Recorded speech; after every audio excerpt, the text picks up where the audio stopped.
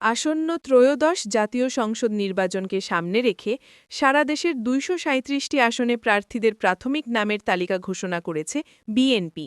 সোমবার ৩ নভেম্বর বিকেলে গুলশান বিএনপির চেয়ারপারসনের কার্যালয়ে আয়োজিত এক সংবাদ সম্মেলনে দলীয় মহাসচিব মির্জা ফখরুল ইসলাম আলমগীর আনুষ্ঠানিকভাবে এই তালিকা ঘোষণা করেন।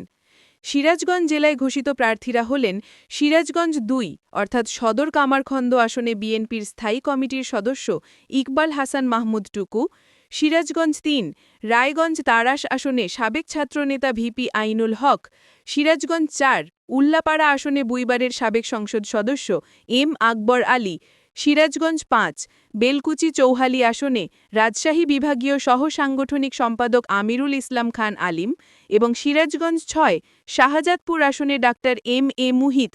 অন্যদিকে সিরাজগঞ্জ ১ অর্থাৎ কাজীপুর ও সদর আংশিক আসনে এখনও কোনো প্রার্থীর নাম চূড়ান্ত করা হয়নি। কামারখন্দ নিউজ, সিরাজগঞ্জ।